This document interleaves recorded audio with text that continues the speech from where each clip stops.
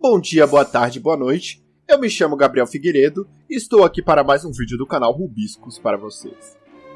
No vídeo de hoje, o homem veio realmente do macaco? Se sim, por que ainda existem macacos hoje em dia? Qual o animal mais evoluído? Hoje tentaremos responder essas e outras dúvidas sobre o processo de evolução. Para começar, temos que desmistificar uma ideia que muitas pessoas têm sobre a evolução. De que a evolução dos seres vivos acontece, por exemplo, como a evolução dos Pokémons.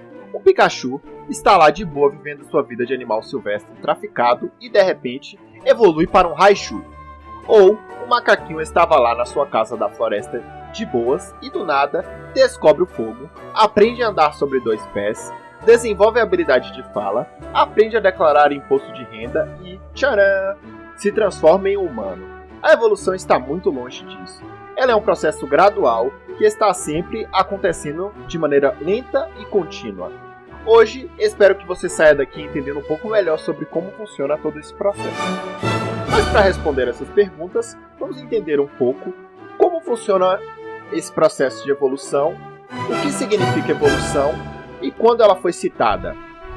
A evolução é o conjunto de transformações ou mudanças que acontecem ao longo de um determinado período de tempo. Estima-se que a palavra evolução foi citada a primeira vez no século XVIII por um biólogo suíço de nome Charles Bonnet. Porém, a ideia que a vida na Terra passou por um processo de evolução já era citada por vários filósofos da antiga Grécia.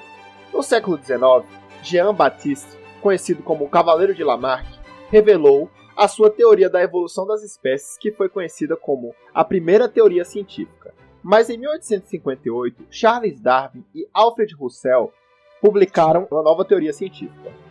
E se tratando da evolução biológica em si, a evolução biológica acontece através de mudanças que se dão ao longo de muito tempo, e é importante salientar que ela ocorre num grupo e não em um único indivíduo ou organismo. Existem várias formas de comprovar a evolução, como por exemplo, através da comparação de fósseis com espécies da atualidade, mas isso é tema para um outro vídeo. Por ora, vamos nos atentar a responder a principal pergunta desse vídeo. Agora que você provavelmente já sabe um pouquinho sobre o que é evolução, vamos à pergunta: o homem veio realmente do macaco? Em primeiro lugar, a pergunta em si já é sem sentido. Quando você se refere à pergunta se viemos do macaco, a qual espécie de macaco você está se referindo? Afinal, a diversidade desse grupo de mamíferos é absurdamente grande. Então, podemos supor que provavelmente quando as pessoas fazem esse questionamento, elas estão pensando nos chimpanzés. Afinal, é a espécie que mais se parece com nós humanos. A evolução é um processo contínuo, então por que ainda existem chimpanzés? Eles não deveriam ter todos se tornado humanos?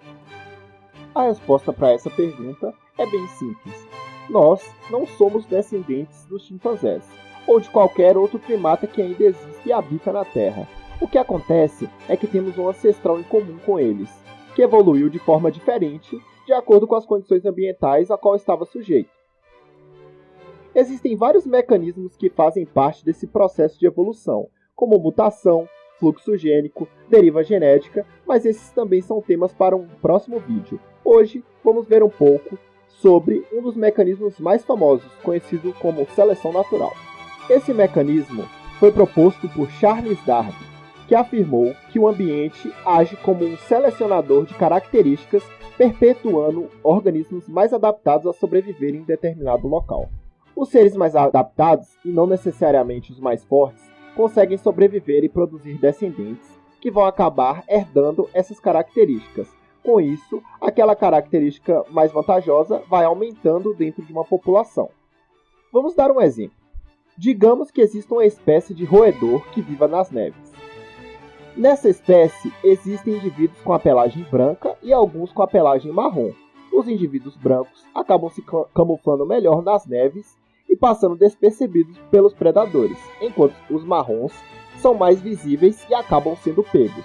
Esses roedores brancos vão acabar se reproduzindo entre si e gerando outros indivíduos brancos. Com o tempo, não haverá mais roedores marrons e aquele grupo haverá evoluído apenas para indivíduos de pelagem branca que têm a capacidade de se camuflar na neve. Agora que você já entendeu o básico do mecanismo de evolução, vamos para outra questão. Qual o animal mais evoluído? eu vou te dar um tempinho para pensar nessa resposta.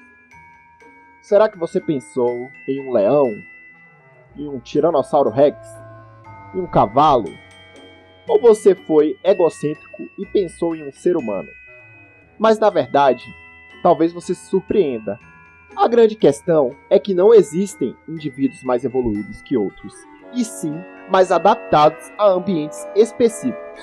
Por exemplo, a maioria dos indivíduos sofrem quando a temperatura é maior do que 50 graus Celsius, mas algumas bactérias unicelulares e arqueobactérias conseguem viver em ambientes extremamente quentes, e essas são provavelmente as formas de vida mais antigas da Terra. Porém, eu também tenho dificuldade para falar nomes de biologia, gente. Nome de espécies.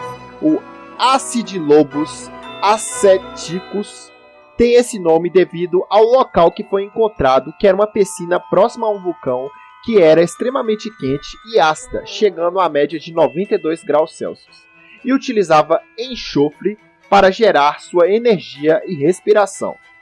Se tirássemos essa bactéria desse habitat, provavelmente ela não sobreviveria. Mas, se nós humanos ou um outro animal tentássemos habitar aquele local, provavelmente morreríamos, e nem sequer daria tempo de ser uma morte por falta de recursos ou alimentos.